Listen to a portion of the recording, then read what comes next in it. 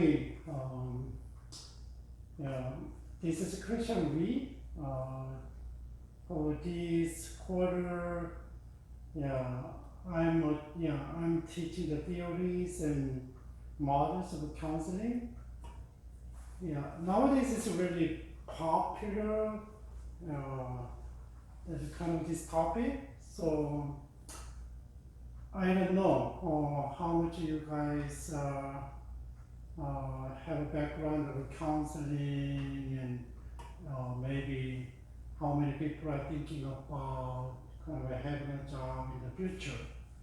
Maybe even though you don't pursue the counseling for your future, but still it's really helpful to help others to communicate with others. And but I hope that it's really helpful for you guys. And by the way, I'm Christian V. Last year I finished my degree in intercultural studies, and then still taking break. Maybe from this month, and I try to go back to research and study a little more about what I'm interested in. So basically, I'm really interested in missions and was a second generation of immigrant. So I know as times go by and first generation is gone, and kind of they try to establish a foundation for their children, but sometimes it's really in the family they are very struggling, and sometimes the second generation is kind of going further to the main society, and then financially, in terms of finance, in terms of social status, and much better. But I don't know about their faith, and I don't know about how much they get involved in religious activity, right? So that's my main interest in, and then I try to work with other ethnic churches, but I'm trying to establish kind of relationship with other ethnic churches, pastors like Vietnamese and Chinese and Indonesian. So that's my main interest in. And I have two daughters, and they already finished their college and they are in graduate school. So my younger one, she's coming, stop by home this weekend because, she moved to Phoenix, and then she has time this weekend, and it's not that far. And she went to college to East Coast, and then started graduate school in Midwest, and then so the rest part of graduate school she's doing in Phoenix. Finally, she's in West Coast, and she wants to come back to LA around hometown, but I don't know how it's gonna be. But anyway, so happy to see her tonight. She's flying to Long Beach Airport tonight, so I gotta pick her up. So my wife is still working. Maybe she try to retire in 5 years, but let's see how it works. So I'm really interested in helping others, and I'm really interested in missions. Is in terms, especially for the cross-cultural mission. So I go down to Mexico, Tijuana in Mexico, and I already kind of had a relationship in some churches in Guadalajara and Michoacan, in Mexico, and I have a lot of missionary friends. So maybe this year, and I might stop by Thailand. Yeah, next year I might stop by Ethiopia. So yeah, that's one of my main interest in my studies, and so I, if you are very interested in missions, and maybe you can contact me, and then maybe if you are really interested in building a family, so I know it's immigrant families, so we struggle a lot in to to make a living here, especially in the family. So also relationship with family dynamics, and so between parents and children, especially, there's a lot of things going on. And but I think nowadays because of the globalization, it's getting better, but still a lot of families are struggling. And nowadays I met a lot of different peoples, and then they struggle a lot, for their marriage life, as well. So, well, I don't know how can I help, but still, I'm not a trained and professional therapist, but I studied psychology, so I was really interested in clinical psychology when I came here. But maybe a little switch gear to back to my original work. So I was really interested, and I started college again here, so major in psychology, and I was applying for a PhD program in clinical psychology, and then I got one, but my wife said too far. So you have two little kids, and one is older and 2 years older, you cannot go too far. So I agreed, and then in the meantime, it kind of got changed in my heart and showed different ways, and then so I came back and served at churches and mission agencies, and finally, I'm really work with mission with churches and people who are really interested. So that's my basic background. Maybe if you're taking my classes before, maybe you heard my stories, but maybe someone who never take my classes, maybe it's just a little background of me. So I hope that it understand. And if you have something coming up, and I really can make a time available for you guys, and during the discourses and discourse, and then just let me know if you have some issues, and if you are interested in missions, and if you are interested in the immigrant families, and so just contact me through office, and then I will to make a time available, and we can talk. By the way, this class is about the theory of counseling and how they developed the models, right? And this is a simple course descriptions, and look at this. And as psychology has been developed, the theory came out to suggest a better understanding of human being. Sometimes psychologists mainly focuses on understanding people, right? It's not a structure of a society. So structure of a society is what? Sociology, a little bit different.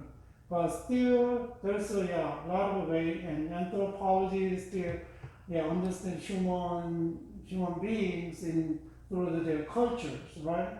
A lot of different ways, but psychologists are like, they have a lot of researches and studies, and then try to understand people. That's why if you study psychology, you can see what's coming up, and it's not only psychology itself is powerful. It's always kind of developing with the social dynamics, like philosophical and influences and social influences and a lot of developing with the social issues and social dynamics. So try to understand about the background of the theory and then how they start to understand the people, human being with the theories, and then how people use this theory to help people with counseling. So that's why this course is coming up. We're gonna learn about a little bit history of how these theories kind of developed, and then who studied, and then how they developed kind of made up the kind of therapy, the method, the therapeutic method, and counseling. So that's the this class. So maybe sometimes it's not exactly lay out in historical timeline. Sometimes a little here and there, a little different, but still depends on. Just think about when philosophy studied and influence human society. It should not stop at certain period. Sometimes going on and going on. Some later, somebody really interested and get an insight and develop a different perspective, right? So that's why. We're gonna see that one by one. So that's the these courses, but our basic understanding, it's a lot of the understanding of the psychology and human being, but we are not much about details, but basically we're gonna know how they understand the human being, and then how they try to understand, try to help the human beings, because of the emotional problem and behavior problems, right? Because of the past hurt, wounds, and that's a lot of understanding, and how they overcome their issues and difficulties and make their life meaningful and help them to go forward, right?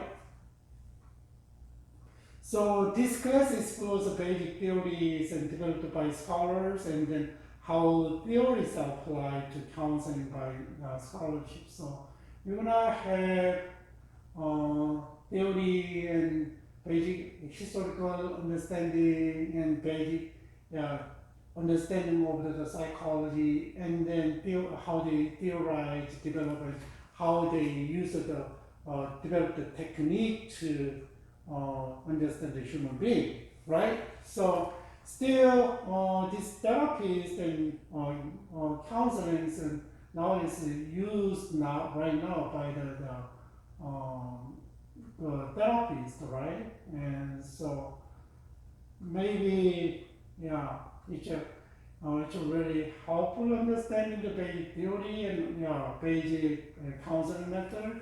One method out there, and then one method I preferred, and then how they came out, and then it's really helpful, right? That's one of the objects that I'm expecting all of you to have, right? And another course objective is to help students to understand the proper counseling method for clients. So if you don't have any techniques and my own counseling method, then maybe some people really like psychodynamics, and then maybe they can use it. Some people really like the cognitive behavioral therapy, and they can use cognitive plus behavioral, plus, and then the cognitive behavioral therapy. Maybe this is best, and maybe even though life is hard, maybe try to help them to find the meaningfulness of life, and then maybe existentialist therapies, and maybe I'm not going to give them a lot of information, but some people need information and guide and but how can I do? Maybe he has a lot. Maybe he's really different from others. Maybe really client-centered therapies, and then a lot of different ways there, right? So when someone coming into the office and then they talk about their background and their problem, and then maybe they can choose, maybe there's one session, so 10-week sessions or 12-week session, whatever, 6-week session, and then understand what their problem is.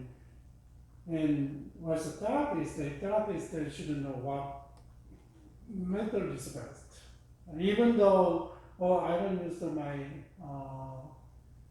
other specific counseling method, but what I have and how can I adjust my way with to the client,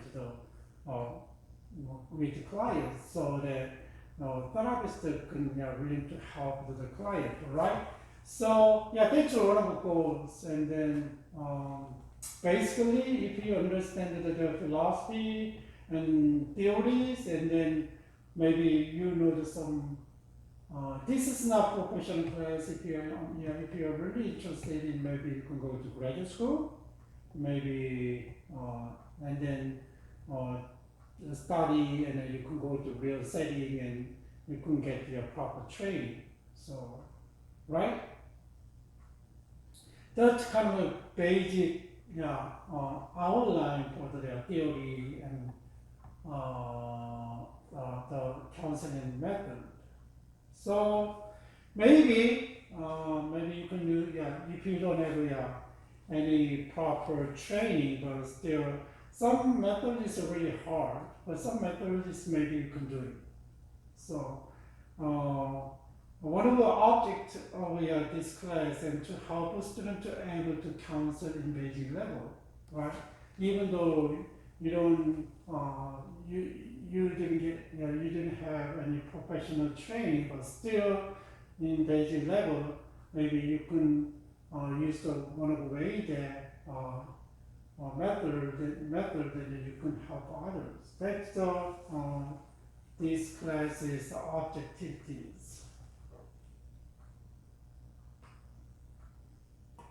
Here is books, and then if you cannot buy books, and I Googled it and I found this book, The Theory of Practice of Counseling and the Psychotherapy, and mostly the method we're gonna go over in this book. So maybe you can download, and then if you like, I need physical books, and then you can buy the books, and then I found it, and I didn't attach on the class note, but if you are interested more study, and then the knowledge of each method, and then you can read the book. That's the required books. And then what about recommended books? And then little bit depends on the authors, and there is kind of a little expanded different area that you can see. So here is some books, and then some of them is there is a little bit different perspective of the counseling, especially for Christians and religious people. And then there is it's not a book, and then Dr. Kenneth Meadows, and then kind of he's made manuals, and then I downloaded. There is a kind of website I found, and then you can see that one, and maybe there is theories of the counseling, pretty good summarized, and I already attached with my class note, and then I adopted it as they are, and then maybe you could use it, but I tried to add some historical reviews, and I looked it up quickly, and then I tried to find some other information maybe they missed, and then a little bit different way that they explain. So I tried to little bit give more information based on these theories of counseling. So there is no specific who did, and but I see the whole thing is pretty good. So maybe with the textbook, and then it will really help understand of the what's count the theory of theories and method of counseling. So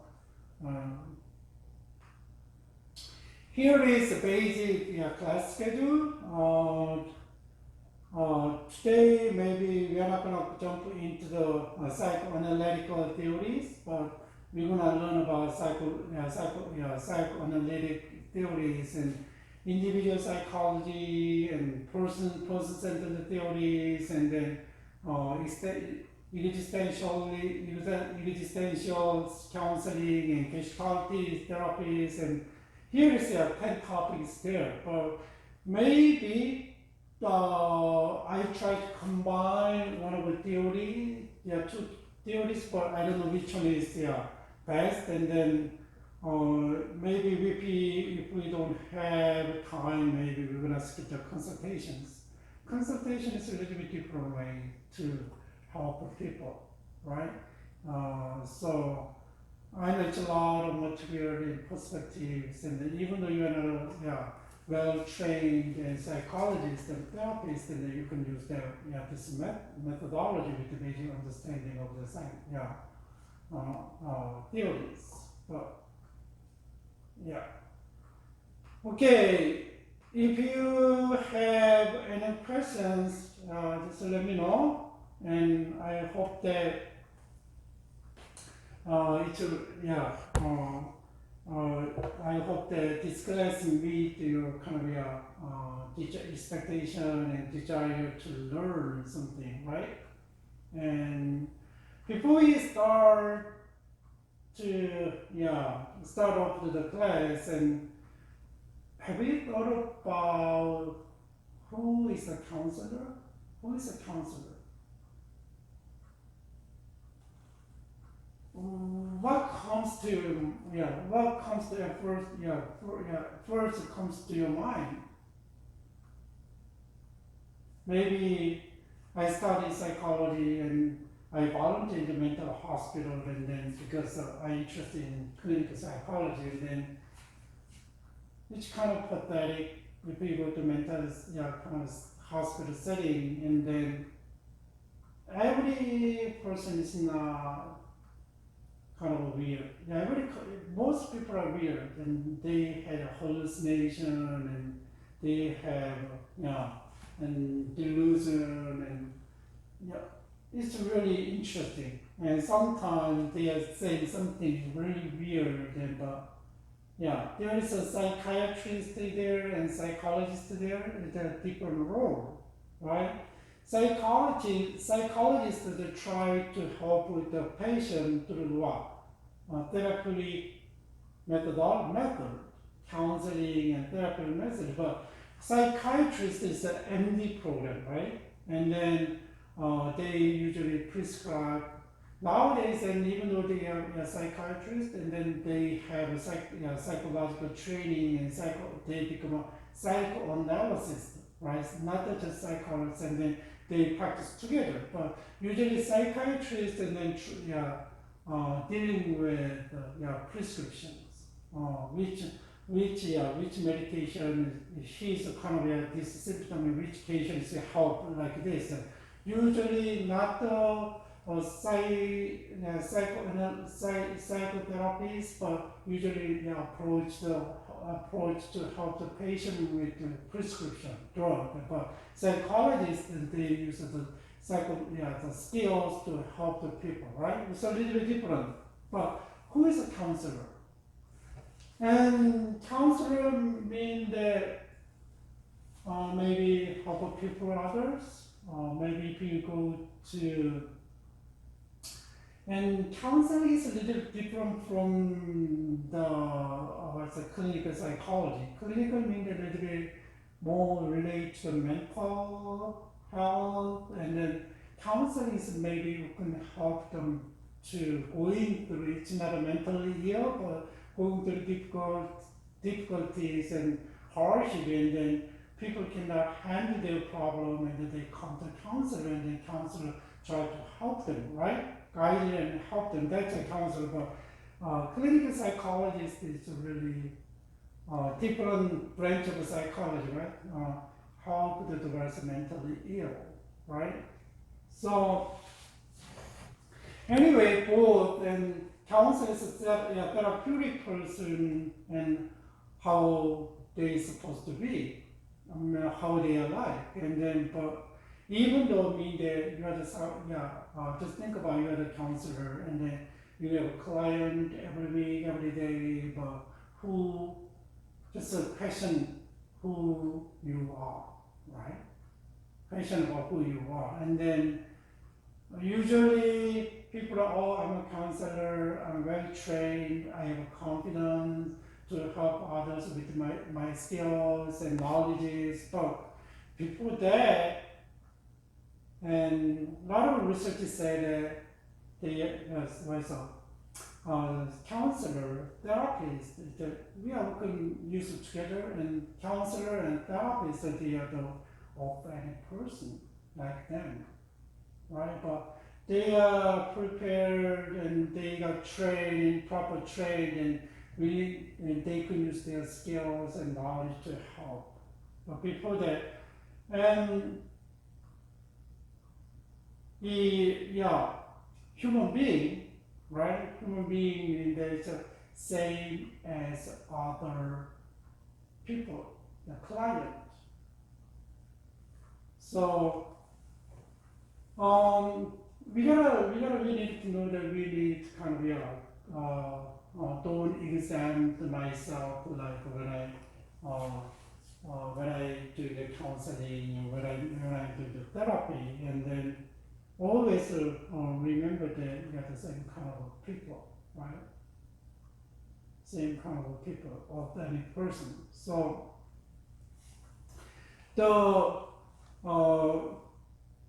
if you have just showed yourself and as a therapist and using the techniques and then skills and knowledge, and then it's hard to make your therapy effective. So if you have ability to establish and maintain effective therapy relationship with the client, and then the therapy is more effective. So a lot of research said that the centrality of the person of the therapist, and basically you are the one of a person, the same person as your client, and then more successful in your therapy, right? So usually by the research and client to place more values on the personality of your therapist, not just techniques, right? And another research said that just think about personal and interpersonal component are essential to effective psychotherapy. So psychotherapy help others, and techniques has a relatively little effect on the therapeutic outcome. People, when clients come to you, and then sometimes it's a lot of issue on the thing. We're gonna talk about a little later, but still, people kind of see who is the psychologist, right? Who is the therapist? Who is the counselor? And then there is a kind of establishment of the good relationship with therapist more effective, right? And there's another factors that can influence on therapies, and alliance. How can you work with, and then a relationship and personal and the interpersonal skills of a therapist. So if you are thinking about becoming a therapist, and then this is really crucial to personal, interpersonal skills, especially dealing with person's problems, right? And client agency or other factors that really kind of influential on the therapist's outcome. So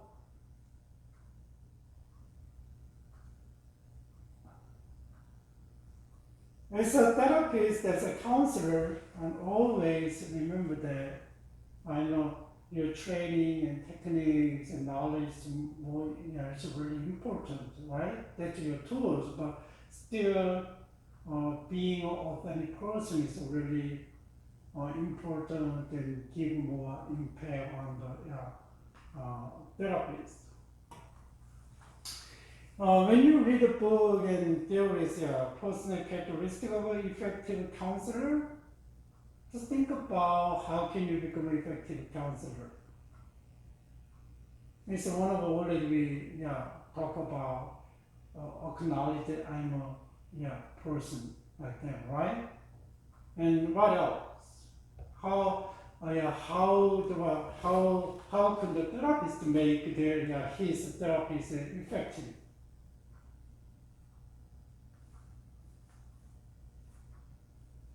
Here is an effective therapists have an identity. They know and who they are, who they are capable of becoming, and what they want out of life, and what's essential in them, right? Basically, as a therapist, then there is no any identity of a therapist, then it's hard. But if you have effective therapist and then basic identity who you are, and then if you're a therapist, and then it's really effective. What else? And the next is an effective therapist that respect and appreciate themselves. And they can give and receive help and love out of their own sense of self-worth and the strength. They feel adequate with others and allow others to feel powerful with them. This one is related to themselves, right? Okay, you're willing to help others, and then maybe the therapist is willing to help others, and then just understand and give the credit self, right? So effective therapists are open to change. So therapists are not perfect, right? Because there's rooms always and new ideas coming out, and then sometimes I struggle with the same problem, but it's a little bit different. But so I'm willing to open. Don't stick to my own way. This is the only way I know this is right because I experienced it, and it's the same situation. But it's still the same situation, but not really though, right? Always kind of open to change. What about effective therapists? Choices that are life oriented. So they are aware of the early decision they made about themselves, others, and world. They are not the victims of these early decisions, but they are willing to revise them if necessary. So they are committed to living fully rather than just setting for merely existence, right? Just understand the life. Whether the problem is influenced by early experience and past experience or whatever, and then try to make right choice.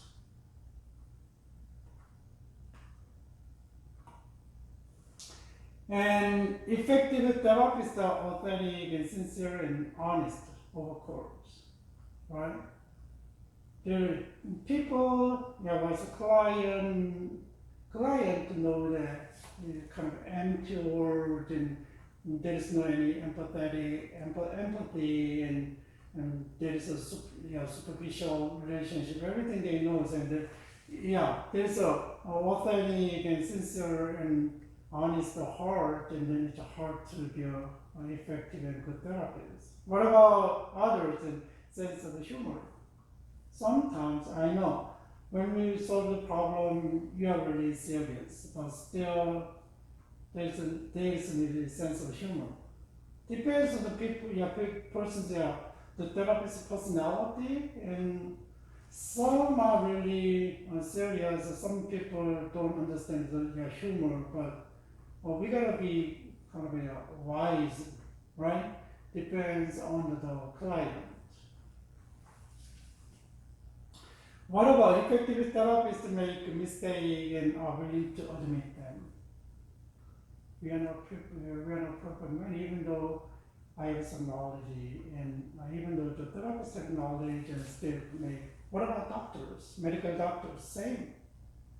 They see a lot of patients and over, but still make mistakes. Sometimes misread and yeah, right? They can make a mistake. Acknowledge it. But a lot of there was a natural people's tendency, always people try to defend for their mistake, right?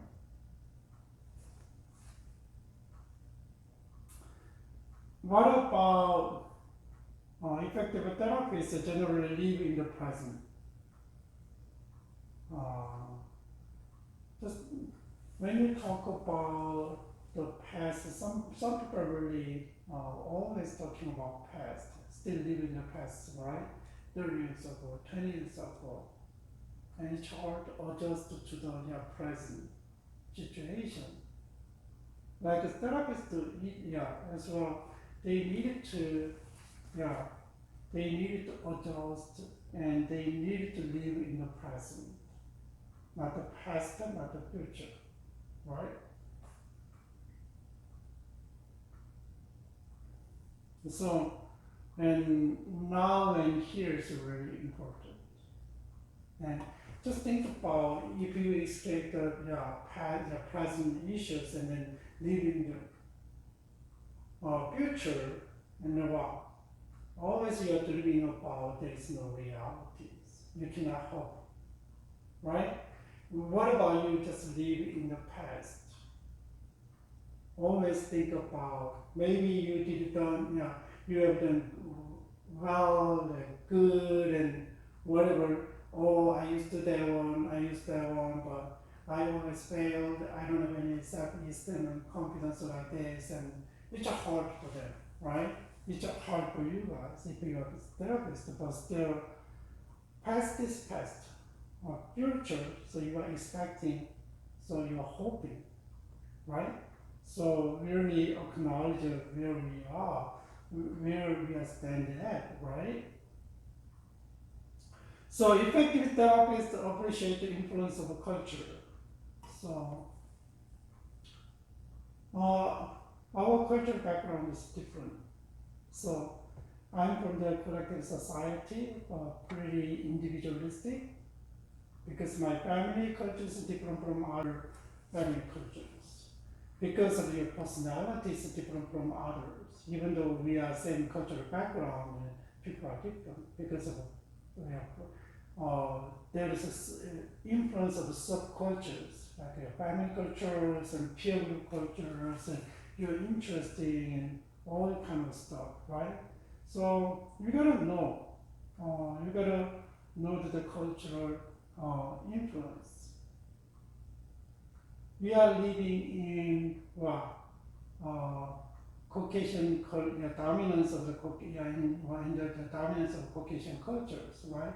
Or social system and political system, right? So as an immigrant, maybe as an international student, just still we are foreign. Maybe even my kids, they grow up here, but still they always influenced by the Korean cultures and then parent cultures, and they don't know the truth of the American cultures.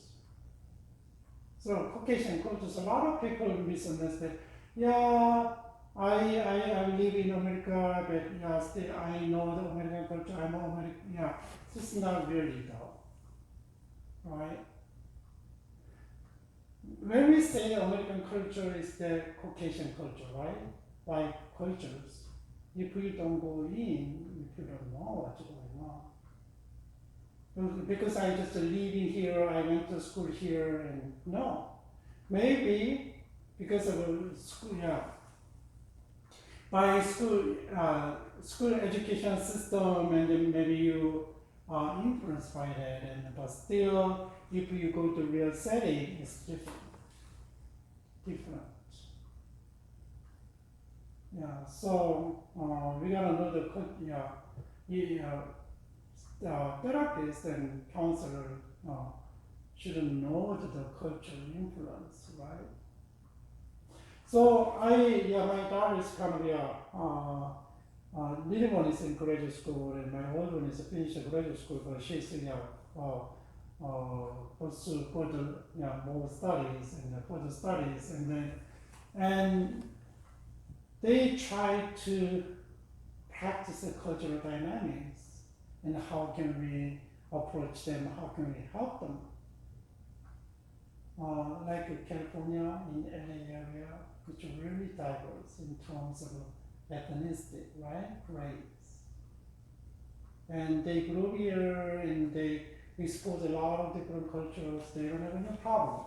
They know what's going on, and because their parents are going through a lot of stuff. But people who come into like Midwest and then really there's no any colored people, and then wow, they don't know. They don't know. They don't understand. Maybe seems like they read and they know the issues, but no any sense of that one, right? Because they never been in the situation though. Anyway, yeah, cultural influence is really important. Effective therapists have a sincere interest in the work of others, right? Authentic and sincere heart for others, not just for my. I know this is your therapist relate to your money, right? That because a therapist, as a therapist, is one of the vocation, but still really sincere interest in the work of others workers. So maybe we can respect and we can care and trust and kind of real valuing of others, right? Effective therapist possess the effective interpersonal skills. We already talk about the interpersonal skills, and then if you don't have, I think this is not right field of your vocation job, and just think about and where is the right place for you. Maybe if you are really interested in business, and then still there is business skills, interpersonal skills. So it's a little bit different from here, this one. In business setting, and the context of the business is different from the context of counseling, right?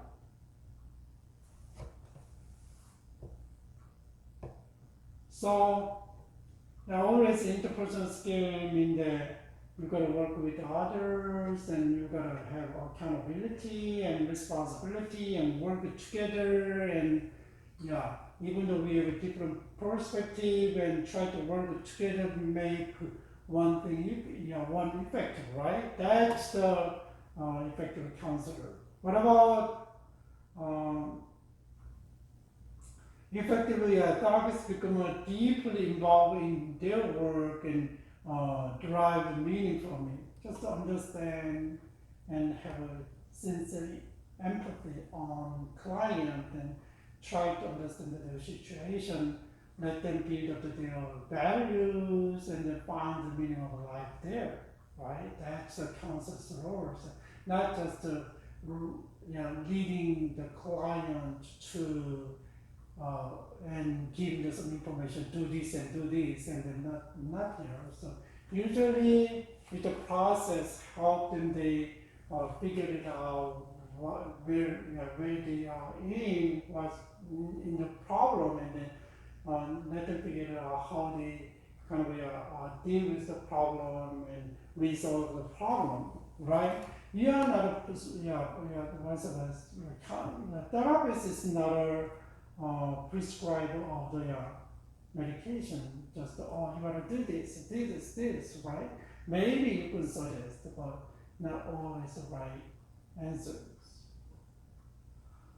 Effective therapists are passionate to understand others and to help others, right?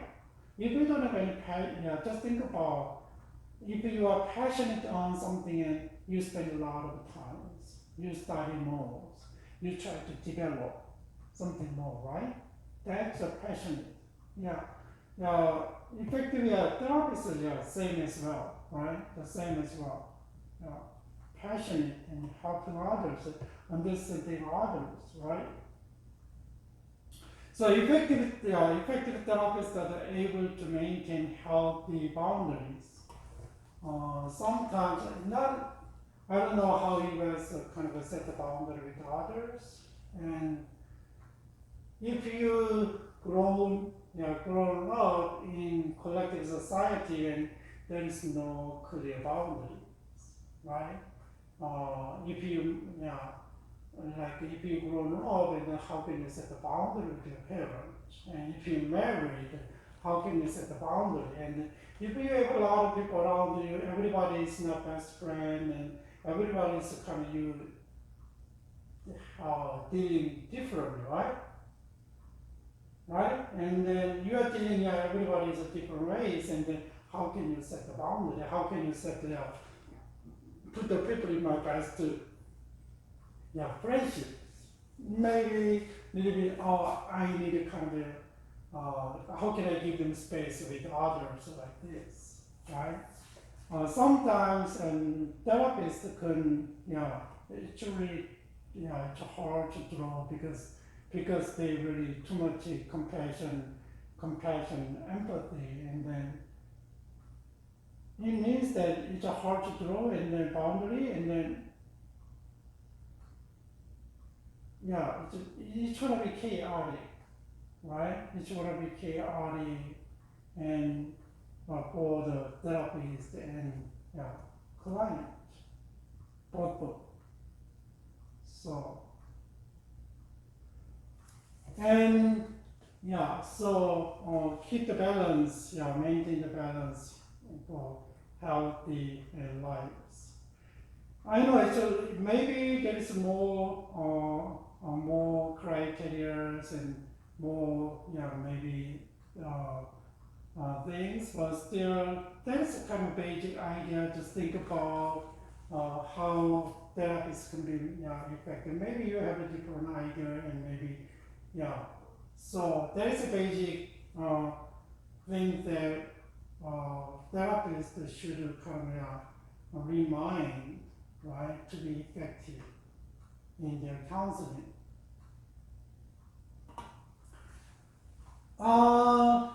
Okay, personal therapy for the counselor, and you just think about if you're a therapist, and then always, I'm the therapist, I'm the one who help my client, and I help them to solve the client's problem, and it seems like there is no any problem, right?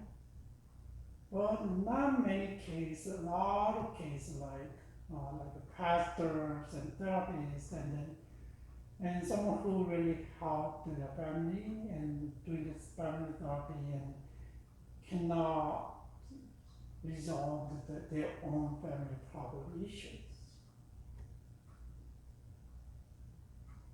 They can help others, like pastors, and then take care of church member congregations and give good recommendation and follow up, but sometimes it's hard to take care of their own families. It means that just think of, as a therapist, then how can we keep it up with the health?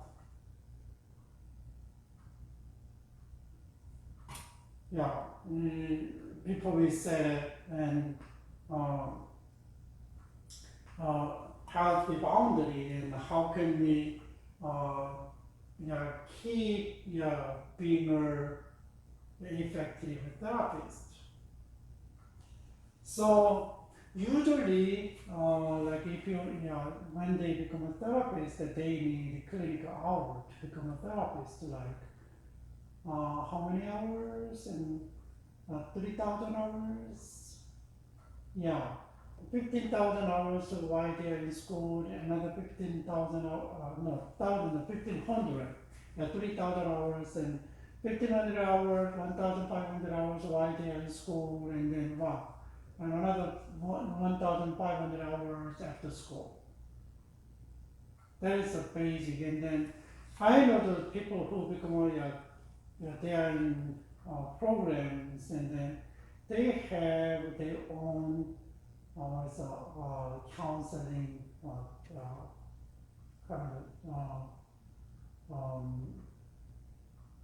times, right? And there's a special session for the student, and before they become a therapist, and then they need to expose to be a client, and then they have experience, right?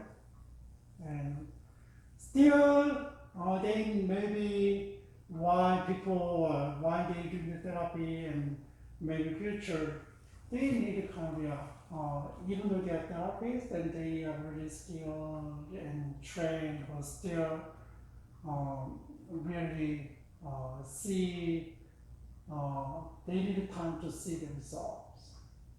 So research revealed that more than 90% of mental health professionals report satisfaction and positive outcome from their own counseling experience, their own counseling. So they're open to, therapists need to open to themselves to others, right? Even though I'm a therapist, but still, sometimes we need regrouping. The therapists need regroup themselves, and sometimes regain the strengths, and then sometimes need to see how they are doing. That hope that I don't need, like a lot of people say, oh, I'm the one, I don't need other help. No, not really though. That's why sometimes problems go deeper and deeper for their own issues. Also, counselors' values and therapeutic process, and so roles of value in counseling, right? So values. And counselor, therapists have the values all the time, whether Christian or non-Christian, and then maybe they prefer this therapies, and they prefer this philosophy, and they have their own values. And counselors needed to guard against the tendency to use their power to influence the client to accept the counselor's values, right? Maybe if you are Christian and non-Christian, the non-Christian client came to the Christian counselor, and probably a Christian counselor, maybe even though there is no any intention, maybe try to show the values, and so we gotta really, also therapists really be careful not to implement their own values to the client, right?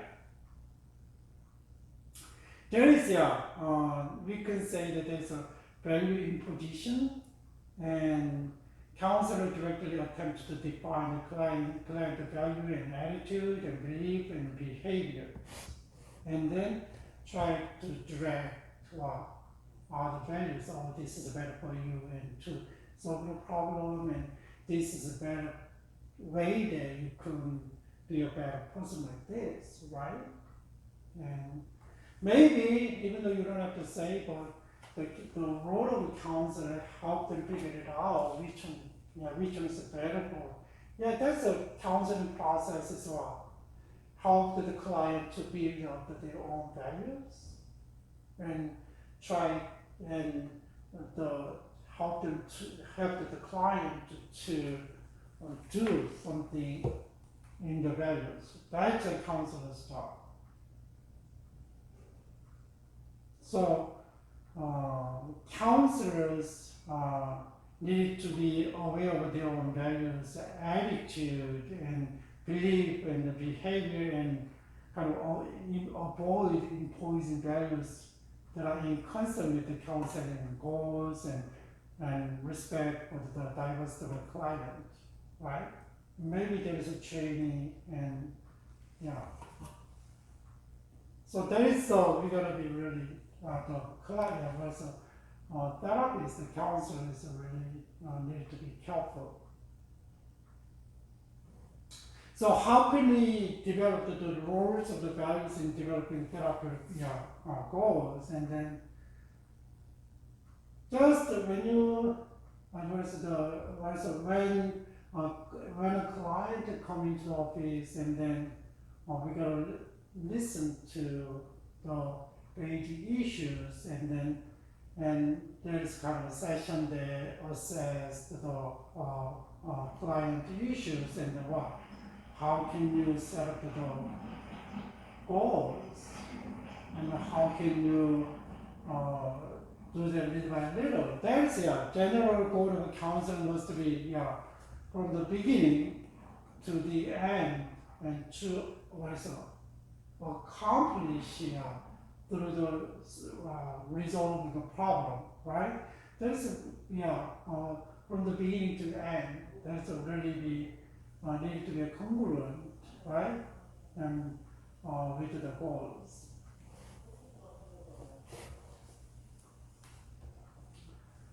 So maybe the goal is really is inextricable related to the values. So anyway, so client and the counselor need to explore what they hope to obtain from the counseling relationship, whether they can work with each other or whether they go comparable, right?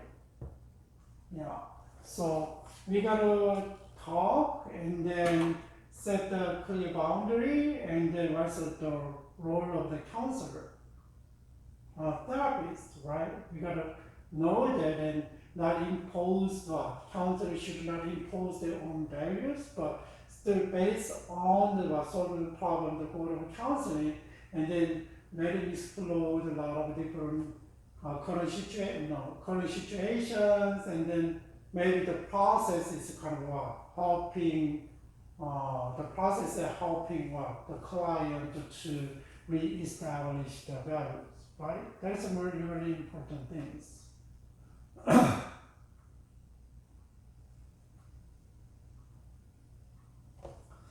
And effective, therapists, one of the effective therapists appreciate understand the influence of culture. And so now it's really, I know there's a tendencies there, people who are really comfortable. If you are Asian, you are really comfortable with the Asians, so maybe you are Chinese, and maybe you go to Chinese, and you are Korean, and you go to Korean counselor. But still, even though like a specific ethnicity, and then maybe race, and then if you are Asian, and then they're more comfortable to go to Asian therapist, because there's a common things there.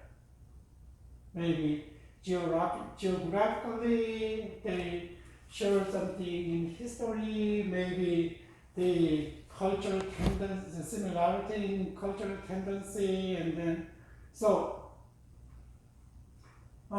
even though there is kind of white people wants to go to white therapies, and usually they do maybe for the tax file and all other things. If there is no specific relationship with the other ethnicity people, and then they go to their own people, right?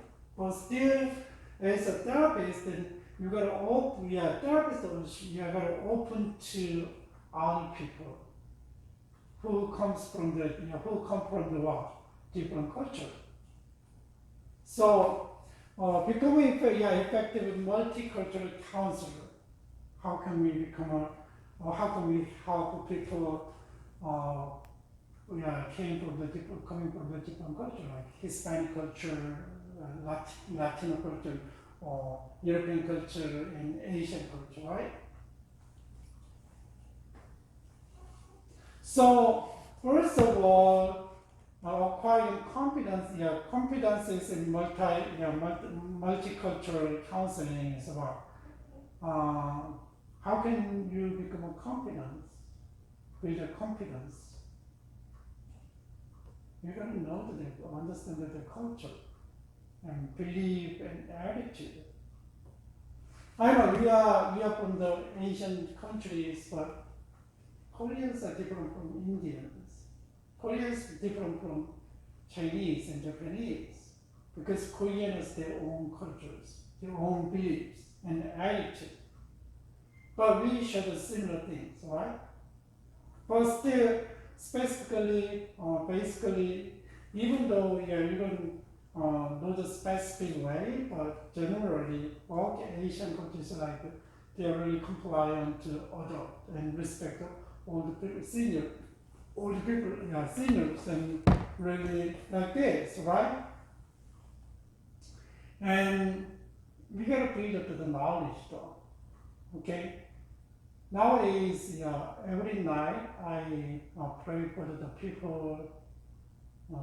There is no churches, and there is even though we said a people group, and they should own the culture, the cultures, the language, and other cultural customs, and then we divided peoples, right? And just even though we speak the same language, and I don't know if we go to China and huge countries, right? Maybe one of the east state, and then different from the west state, right? That's why they think differently, they live differently, and we said people group, right? Sometimes they can share the language, not all the time, but they have same cultural boundaries, practice. And so nowadays it's wise, these people, and then a lot of people in India, and then the kind of close to people groups like more 11 millions and 12 millions, and then, but we can see how different from the people, and what's their jobs, and what about the status and caste system, and how they treated by society, and how they treat people, and we can see all kind of things. And is the Bible resources available, and then we can see that one. So I'm learning a lot of different people, right? So that's a kind of building up the knowledge one by one. And but if I am more interested, and then I go to Google and try to type to the people's group, and more information is available, right? And then try to have the right knowledge of the culture. Skills, innovation strategies, and then maybe nowadays is really crucial. So a lot of some jobs requires bilingual or Spanish and English, and some jobs if you are if you have bilingual and more opportunity to get a job and sometimes pay well like this. But because we need to skill to deal with people who came from the different culture. They practice different things.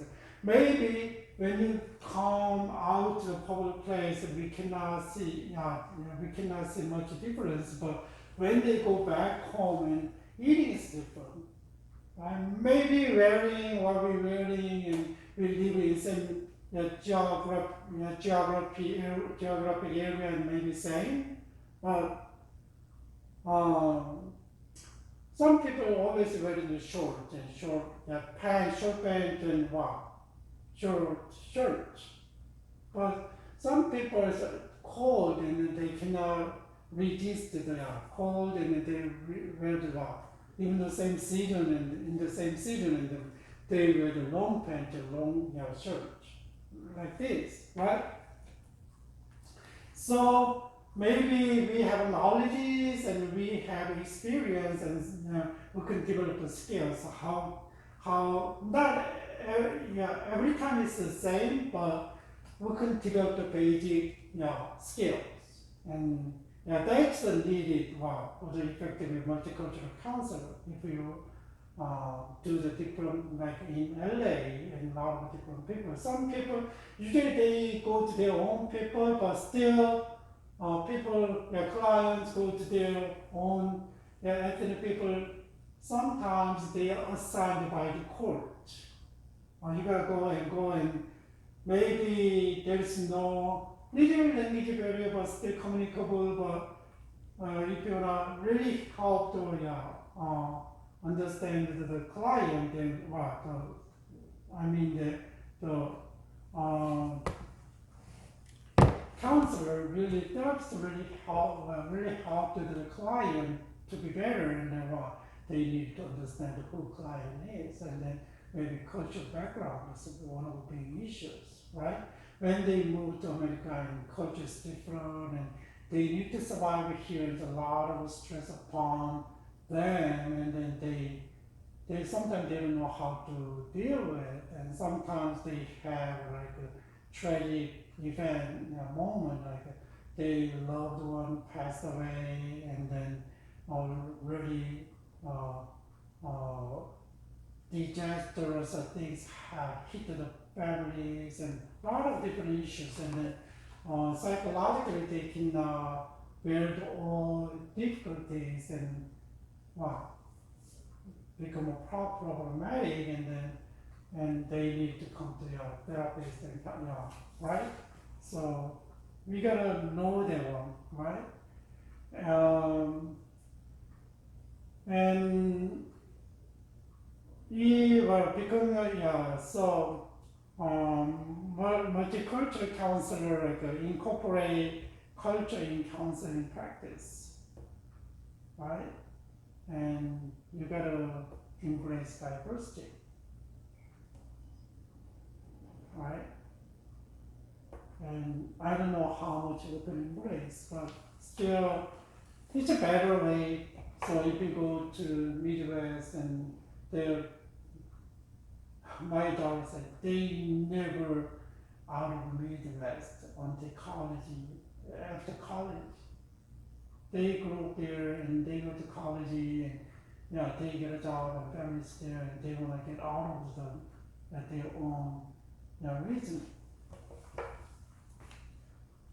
But even though there is kind of like an Asian community and there is other ethnic and racial groups, but still just think about racial and right. So another cultures already more than 90% is dominant in the area, and the minorities never kind of treated like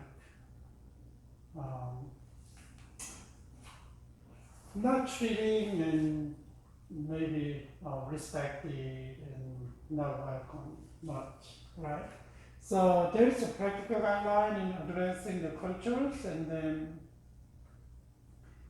and how can we incorporate other cultures and then learn more about how your own cultural background has influenced on your thinking and behavior, right?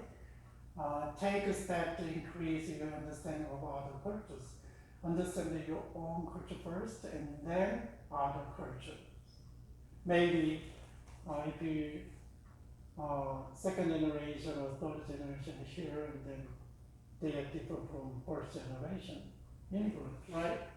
And identify Beijing assumptions, especially as they apply diversity in culture, ethnicity, race, genders, class, spirituality, and religion, and sexual orientation. Okay? So we gotta know who I am, what's going on, and think about how your assumption will likely to affect your professional practice.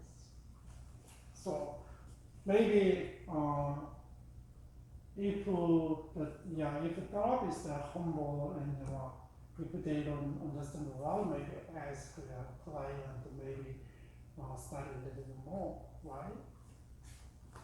Examine where to obtain your knowledge about culture. Where? From the news and from the friends, and that is reliable, your knowledge is reliable, and make sure. Maybe some other really personal experience that people cannot share, right? But culture is kind of the product of shared by the community.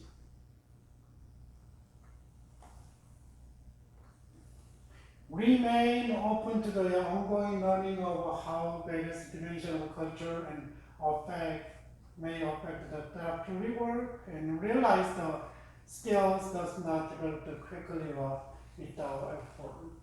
So it's not a one-day work. Always stay open, and then kind of need attitude to learn about different things, right? But still need time to understand.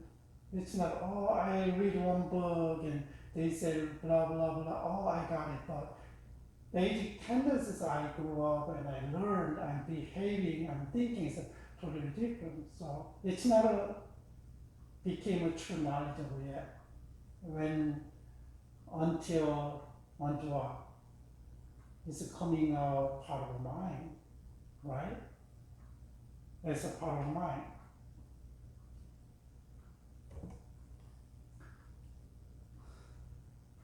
Oh, we gotta know that what therapists are going through the problems. Even though they try to help the client, but there is issues faced by the beginnings therapists, like dealing with your own anxiety and being self-disclosure, how much and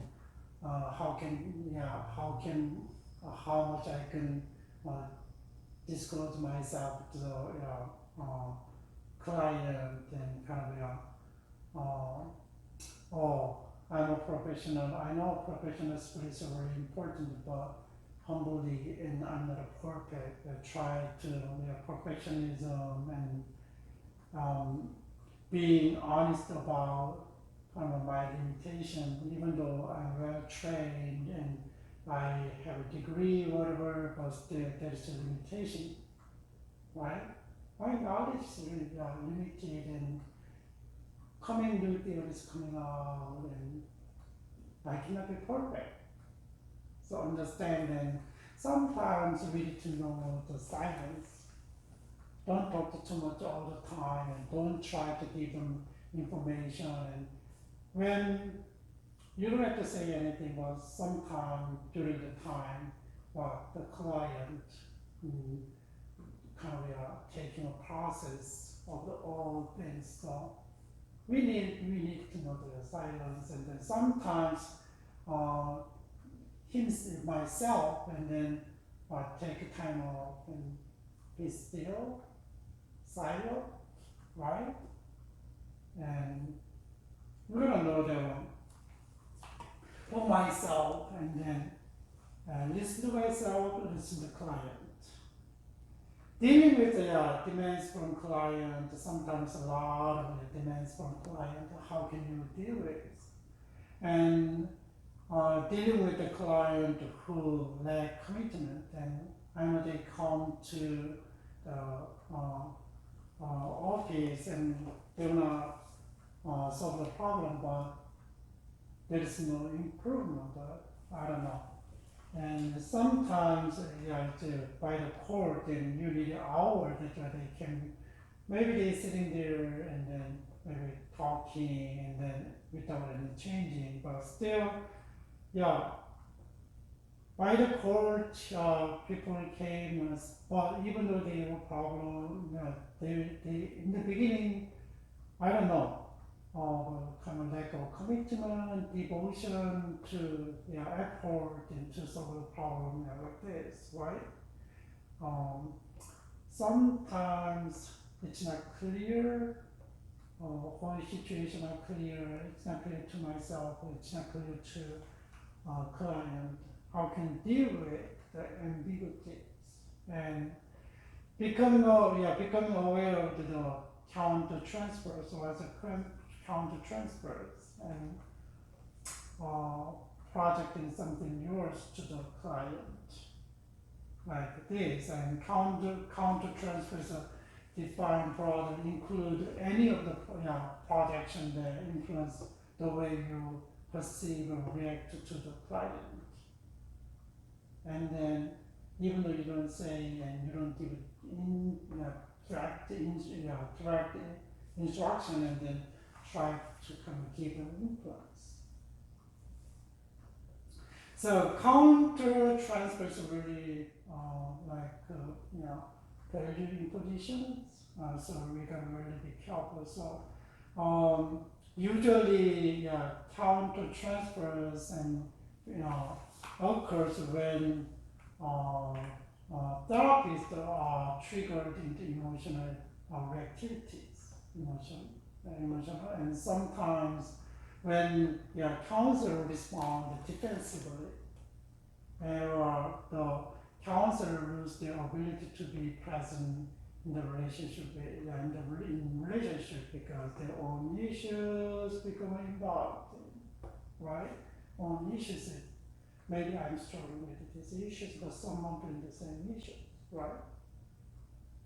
Now that's a really important thing. So, developing sense of humor and sharing responsibility with the client, and declining give advice, and defining your role as a counselor. And a lot of things, there's issues, right?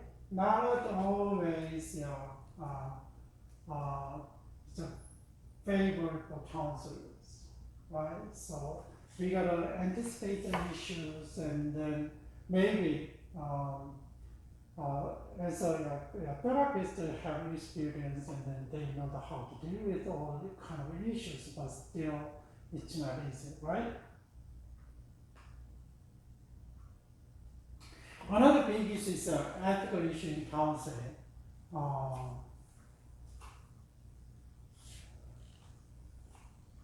And nowadays it's a really big issues, ethical issues, and then so really be careful.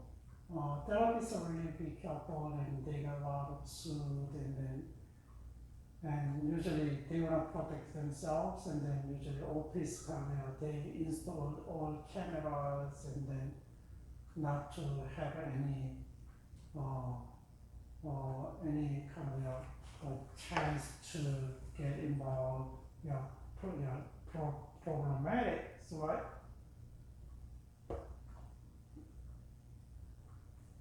So we gotta really putting clients' need before your own, that the counselors, Beijing. This is they are coming to because they're willing to pay you, right?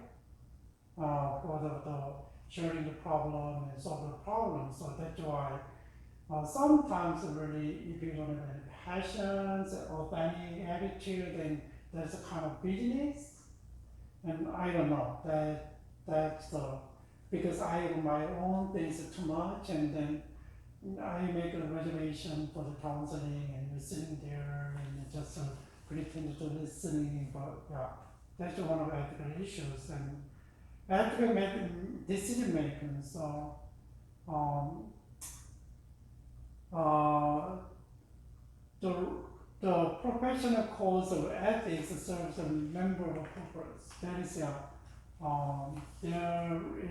a professional code, and then remember and then try to practice and keep it because the code, professional code or ethic code, educate counseling practitioner and then general public about the responsibility of the professions.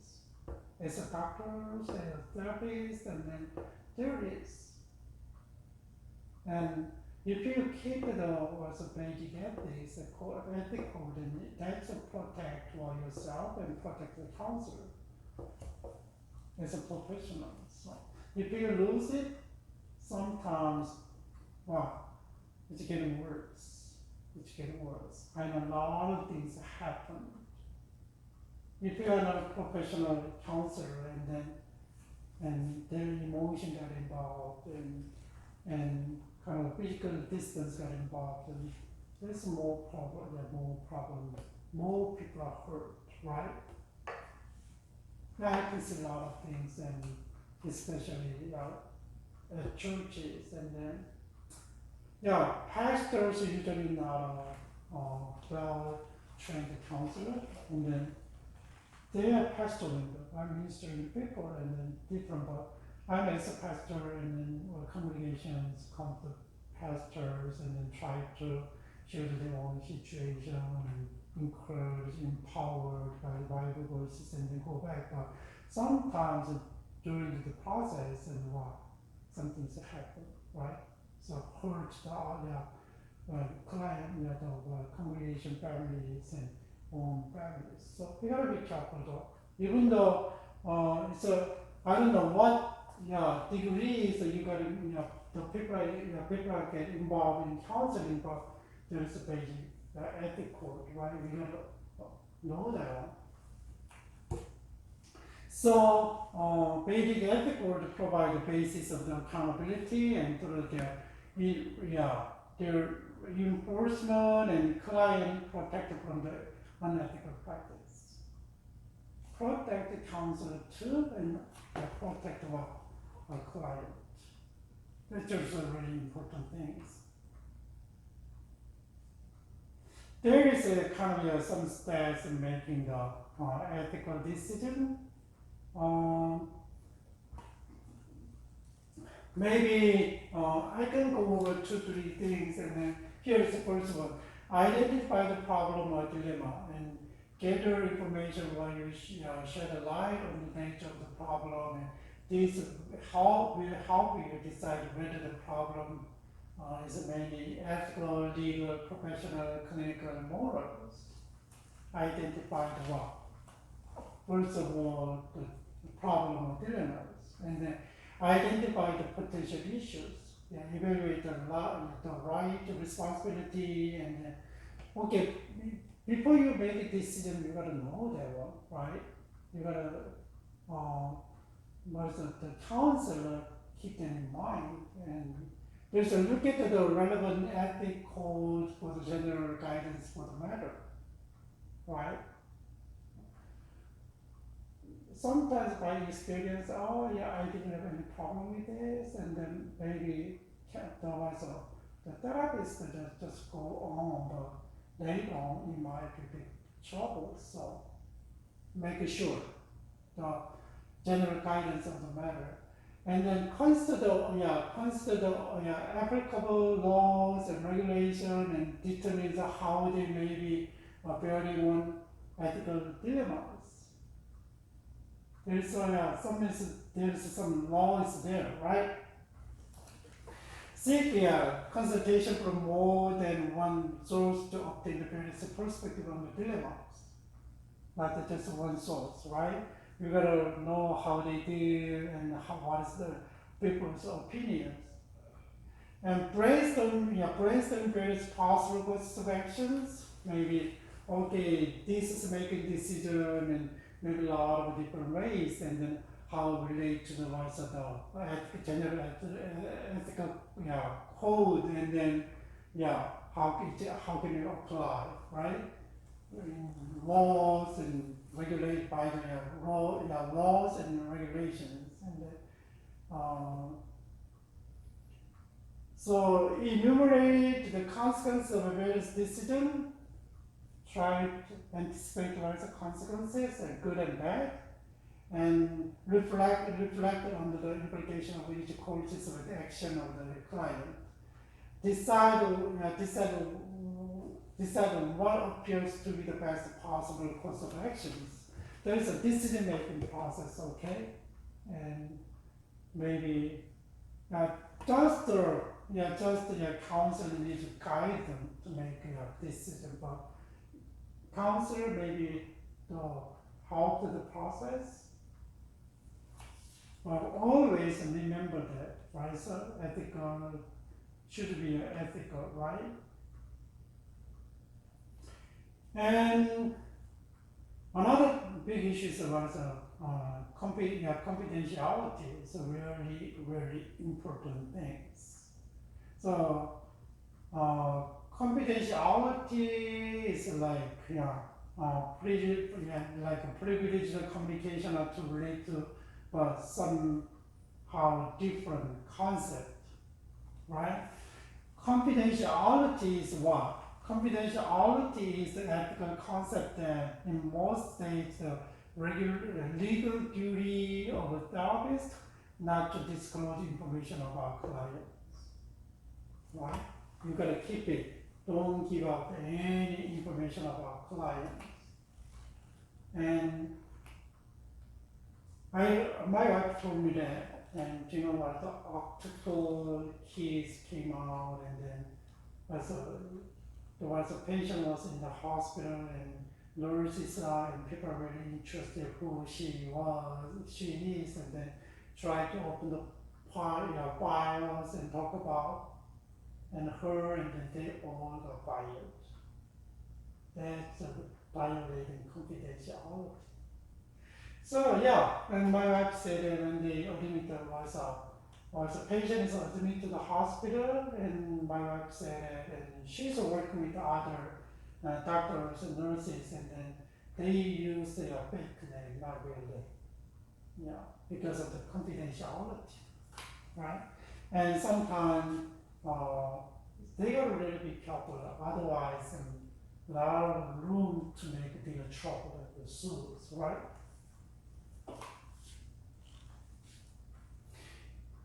So privileged communication is a legal concept that generally bars the disclosure of confidential communication in legal process, right? Bars the disclosure of the confidential communication. So confidentiality is kind of information about the people, client, and confidential. Privileged communication is what? You don't release any communications, right? So all states have enacted into law some forms of psychotherapy client privilege, but the specific of the privilege varies from state to state. So always, if you want to get the professional degrees, and then like medicals, like laws, and then this there is a state law exam, right? Law exam, you're gonna pass it related to their own jobs. But there is except now.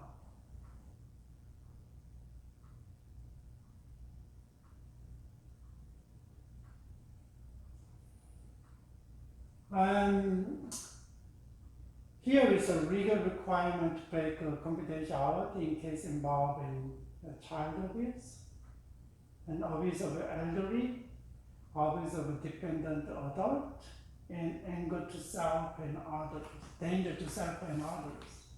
If you judge like that, and then you gotta report to the police, right? Police. And always, yeah. So when kids came to school and there's a signs of kind of abusement, like there's any bruise and any kind of stuff, and then you gotta report. If you keep it secret, and then you should take responsibility later.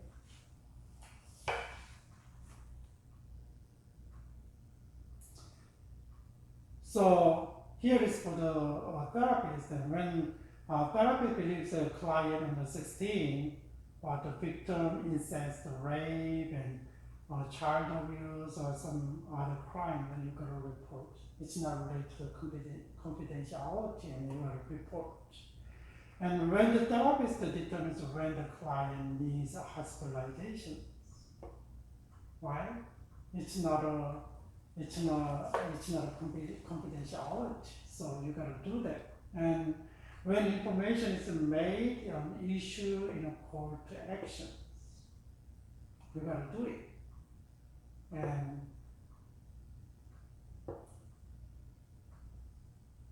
And client requests that their record are released to them or to third party, and it's okay. Client says it's okay, and maybe consent form is there, and then you can release, and it's not a violated confidentiality. So it's a really big issue nowadays, confidentiality, and especially when you work in professional settings, you gotta know that.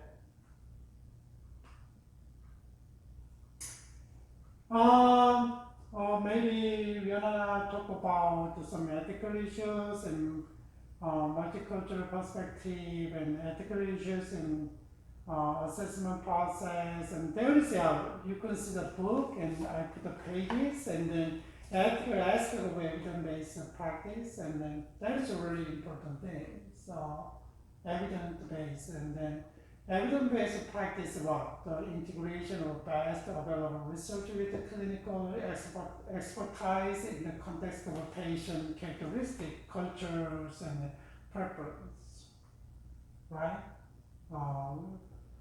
That is a really important thing for the therapist, and then not just the assumption and not just the personal experience, but every client, even though same background, cultural background, and similar situation, but still they might have their own unique things, right? So there is kind of suggestions to manage multiple relationships in counseling practice, and then there is in the book, so it's not that hard, and then maybe if you read, you can get some ideas about how can you be better kind of counseling, especially in terms of ethics, right? Ethics is very important. And the protect, therapists should protect themselves and protect the client. So basic, you gotta keep the ethic code, right? All right, so today this is a part of before we jump into each therapies and then theories, and then I a little bit changed my mind, and so we should know that as a therapist and what's the possible problems and conveys, and how can we become an effective therapist, and how can define as a person, right? As a person, right? So that's why I go over this stuff, and that is a chapter 1, 2, and then maybe it gives you kind of before we go to detail theory and therapies, and then maybe whether we can be a therapist or not, and then we can think about, right, who is qualified, who are not qualified. And maybe it gives you kind of idea about therapists, and maybe we can get something from, even though I'm not a professional therapist, wow, that's a good insight. How can I help others with my basic level of counseling, and then you can see how can be effective therapist, right? Even though not all are qualified and licensed therapists, but still we can get a basic principle from that, and then we can use it and remember and try to help them. All right, so today is kind of first class, and then try to give you basic information about class, and then kind of as a therapist, then how can they prepare for the therapist, and how can they become an effective therapist, how can they protect themselves as a therapist, right? And how can we protect the client like this? And then I hope that it's a basic kind of ideas that helps you to understand the therapies and models, and then yeah. If you have more any other suggestions, and just let me know, right? And maybe I can bring it here, even though we are not in the classroom, we can talk about it, and then I can get the things and maybe research about, and I can share your suggestion in this class.